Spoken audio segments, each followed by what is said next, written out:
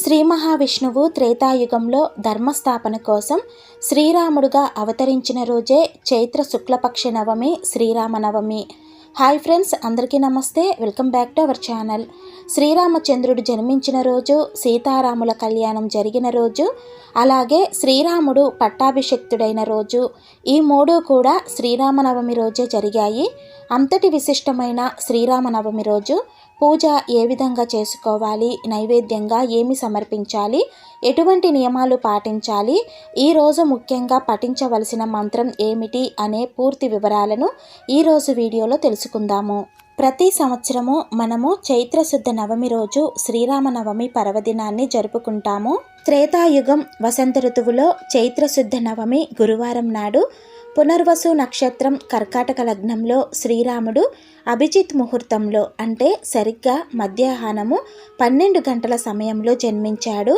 అలాగే 14 ఏళ్ల అరణ్యవాసం తరువాత అయోధ్యకు చేరుకున్న రాముడికి పట్టాభిషేకం జరిగింది. శ్రీ సీతారాముల కళ్యాణం జరిగింది కూడా ఈ రోజేనండి. అందుకే ఈ రోజున దేశవ్యాప్తంగా ప్రజలంతా అంగరంగ వైభవంగా శ్రీరామునికి పూజలు జరిపిస్తారు. శ్రీరామనవమి రోజు ఉదయాన్నే లేచి ఇల్లంతా శుభ్రం చేసుకొని ఇంటి ముందు ముగ్గు పెట్టుకొని మామిడి ఆకులతో గుమ్మాలకు తోరణాలు కట్టుకొని అలంకరించుకోవాలి. ఈరోజు పసుపు రంగు దుస్తులు ధరిస్తే చాలా మంచిదండి. ప్రతి సంవత్సరము శ్రీరామనవమి రోజు మధ్యాహ్నము 12 గంటలకు శ్రీ సీతారాముల కళ్యాణ వేడుకను భద్రాచలంలో చాలా వైభవంగా జరిపిస్తారు. అంతేకాకుండా శ్రీ కోదండరామ ఆలయాలలో, అలాగే తిరుమల తిరుపతి దేవస్థానంలో కూడా శ్రీ సీతారాముల కళ్యాణాన్ని చాలా ఘనంగా జరిపిస్తారు. ఈసారి శ్రీరామనవమి ఆదివారము ఏప్రిల్ 6వ తేదీన వచ్చిందండి. ఆ రోజున పూజ ఏ సమయంలో చేయాలి, నవమి తిథి ఎప్పటి నుంచి ఎప్పటి వరకు ఉంది అనే విషయాలకు సంబంధించి మన ఛానల్లో ఆల్రెడీ వీడియో నేను అప్లోడ్ చేశానండి.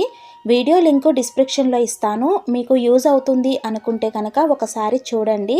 ఇంట్లో దేవుని మందిరంలో ప్లేసు సరిపోతుంది అనుకుంటే పూజ అక్కడే చేసుకోవచ్చండి. లేదంటే విడిగా పీఠం పెట్టుకొని రాముల వారిని పూజించుకోవచ్చు. పీఠం ఏర్పాటు చేసుకుంటే పీఠం మీద పసుపు రంగు కానీ తెలుపు రంగు కానీ వస్త్రాన్ని పరుచుకోవాలి. వస్త్రం మీద కొద్దిగా బియ్యం పోసి దానిలో కొద్దిగా పసుపు కుంకుమ వేసి రాముల వారి చిత్రపటాన్ని నిలుపుకోవాలి. చాలా వరకు అందరి ఇళ్లల్లో రాముల వారి చిత్రపటం ఉంటుందనే అనుకుంటున్నాను. ఒకవేళ రాముల వారి చిత్రపటం లేదు అనుకున్నవారు శ్రీ మహావిష్ణువు యొక్క దశావతారాలలో ఏ మూర్తి చిత్రపటమైనా పెట్టుకోవచ్చండి. పూజలో శ్రీ వెంకటేశ్వర స్వామి చిత్రపటం కానీ, లేదంటే శ్రీ మహావిష్ణువు, శ్రీ సత్యనారాయణ స్వామి, లేదా శ్రీ లక్ష్మీ నరసింహస్వామి, శ్రీకృష్ణ పరమాత్మ, ఇలాగా శ్రీ మహావిష్ణువు యొక్క రూపాలలో ఏ రూపాన్నైనా మనము రాముల వారిగా భావించి పూజ అనేది చేసుకోవచ్చు. పూజలో నిలుపుకున్న రాముల వారి చిత్రపటానికి ముందుగా గంధము రాసి బొట్టు పెట్టి పూలతో తులసి మాలలతో అలంకరించుకోవాలి. ముందుగా పసుపు గణపతికి కానీ, లేదంటే గణపతి విగ్రహానికి కానీ ధూపదీప నైవేద్యాలు సమర్పించి రాముల వారి పూజను ప్రారంభించాలి. ఈ పూజను మనము మధ్యాహ్నము 12 గంటలకు ప్రారంభించాలండి. ఈరోజు ఖచ్చితంగా ప్రతి ఒక్కరూ కూడా శ్రీ సీతారాముల కళ్యాణాన్ని చూడటానికి దేవాలయానికి వెళతారు. అలా వెళ్ళాలి అనుకున్న వారు పూజను మధ్యాహ్నము 12 గంటల లోపు ముగించుకొని కళ్యాణం జరిగే సమయానికి దేవాలయానికి వెళ్ళవచ్చు. ఒకవేళ గుడికి వెళ్ళే అవకాశం లేదు అనుకున్నవారు పూజను 12 గంటలకు ఇంట్లో ప్రారంభించవచ్చు. గణపతి పూజ పూర్తయిన తరువాత రాముల వారిని సీతా సమేతంగా పూజించాలి.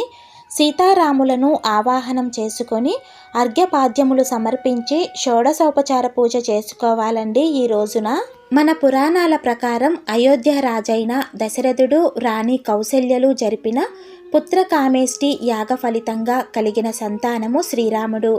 శ్రీ మహావిష్ణువు దశావతారాలలో 7వ అవతారమే శ్రీరామచంద్రుడు. ఈరోజు తప్పనిసరిగా శ్రీ సీతారాముల కళ్యాణాన్ని చూడాలండి.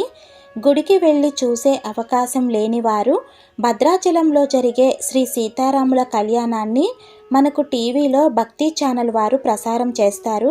ఆ విధంగా అయినా చూడవచ్చు.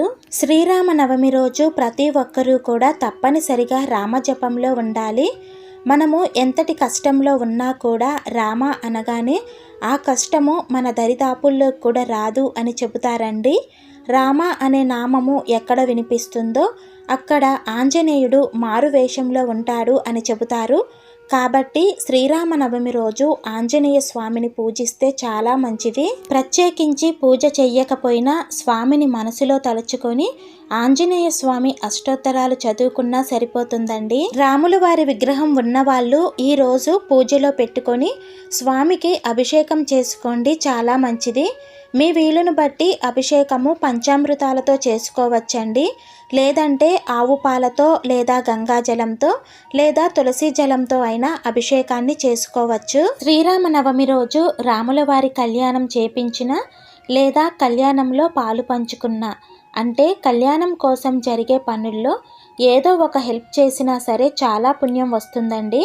అవకాశం ఉన్నవారు తప్పనిసరిగా రాముల వారి కళ్యాణం జరిపించండి. ఈ రోజు పూజలో తప్పకుండా పెట్టవలసిన నైవేద్యము రాముల వారికి ప్రీతికరమైన వడపప్పు, పానకము, చలిమిడి, అరటి పండ్లండి. ముఖ్యంగా వడపప్పు, పానకము లేకుండా శ్రీరామనవమి పూజ అనేది సంపూర్ణం అవదు అని చెబుతారు. కాబట్టి ఈరోజు పూజలో ముఖ్యంగా నైవేద్యము వడపప్పు, పానకము, అరటి పండ్లు, కొబ్బరికాయ ఉండాలి. తరువాత మీ శక్తి కొలది పండ్లు, పులిహోర, పరమాన్నము ఇలా ఏదైనా పెట్టుకోవచ్చు. వివాహం కానివారు, అలాగే వివాహ ప్రయత్నంలో అడ్డంకులు ఏర్పడుతున్నాయి అనుకున్నవారు ఈరోజు తప్పకుండా శ్రీ సీతారాముల కళ్యాణం జరిపిన అక్షతలు తలపై వేసుకుంటే అడ్డంకులు, దోషాలు తొలగిపోయి వివాహం జరుగుతుంది. ఈరోజు పూజలో పిండి దీపారాధన చాలా ముఖ్యమైనదండి. 2 కానీ 3 కానీ పిండి ప్రమిదలు చేసుకొని దానిలో పువ్వొత్తులు కానీ నిలువొత్తులు కానీ వేసుకొని పిండి దీపారాధన చేసుకోవాలి. ఈరోజు పూజలో శ్రీరాముని శ్రీరామ రక్షాస్తోత్రము, శ్రీరామ అష్టకము, శ్రీరామ సహస్రము, శ్రీమద్ రామాయణము వంటి స్తోత్రాలను పఠిస్తూ రాముల వారిని పూలతో, తులసి దళాలతో అర్చించాలి. ఇవేమీ చదవటం రాకపోయినా శ్రీరామ రామ రామేతి అనే శ్లోకాన్ని మీ వీలును బట్టి 11 సార్లు కానీ 21 సార్లు కానీ లేదా 108 సార్లు కానీ చదువుతూ పూజ చేసుకోవచ్చు. లేదంటే శ్రీరామ జయరామ అనుకుంటూ కూడా పూజను చేసుకోవచ్చండి. శ్రీరామ రామ రామేతి అనే నామాన్ని నిత్యం జపించటం వలన మనము తెలిసి తెలియక చేసిన ఎన్నో తప్పులు, పాపాల వలన కలిగే ఇబ్బందుల నుండి ఆ రామయ్య తండ్రి నిత్యము మనల్ని కాపాడుతూ ఉంటాడు. ఈ రామనామం జపించటం రాని వాళ్ళు శ్రీరామ అని లేదంటే జై శ్రీరామ అని తలుచుకుంటూ ఉండండి. పిండి దీపాలను ఏకవత్తితో కానీ లేక ఏకహారతితో కానీ వెలిగించి పసుపు, కుంకుమ, పుష్పము సమర్పించి నమస్కారం చేసుకోవాలి. అలాగే రామకోటి రాయాలని చాలామంది సంకల్పించుకుంటారు. అటువంటి వారు ఈ రోజున రామకోటిని రాయటం ప్రారంభించండి. రాసే ముందు రామకోటి పుస్తకాలను పూజలో రాముల వారి దగ్గర పెట్టుకొని పూజ చేసుకొని పూజ అనంతరము రామకోటి రాయటం ప్రారంభించండి. అలాగే ఈరోజు శక్తి ఉన్నవారు పూజ అనంతరము అన్నదానము చేసి తాంబూలం ఇస్తే కూడా చాలా మంచిదండి. తాంబూలంతో పాటు శ్రీరామ రక్షాస్తోత్రము, శ్రీరామ నిత్య పూజ వంటి పుస్తకాలను ఇస్తే కూడా చాలా మంచిది. అలాగే ఈ రోజంతా కూడా మనసును ఎటువంటి ఆలోచనల మీదకు వెళ్ళనివ్వకుండా శ్రీరామ పట్టాభిషేకం కథను అలాగే రామాయణాన్ని పారాయణం చేస్తే చాలా మంచిదండి. పూజలో లోపమున్నా పర్వాలేదు, భక్తిలో మాత్రం లోపం లేకుండా చూసుకోవాలండి. శ్రీరామనవమి రోజు రాముల వారిని భక్తి శ్రద్ధలతో పూజించి కళ్యాణం చూసి రోజంతా కూడా రాముల వారి ధ్యాసలో ఉండటం వలన ఆ శ్రీరామచంద్రుని అనుగ్రహము మన మీద ఎల్లవేళలా ఉంటుంది. చూశారు కదండి, శ్రీరామనవమి రోజు రాముల వారిని మన శక్తి కొలది ఏ విధంగా పూజించుకోవాలో. వీడియో నచ్చితే లైక్ చేసి ఇంకొంతమందికి షేర్ చేయండి. ఇలాంటి మరిన్ని ఆధ్యాత్మిక వీడియోస్ కోసం మన ఛానల్ని తప్పకుండా సబ్స్క్రైబ్ చేసుకోండి. శ్రీమాత్రే నమః.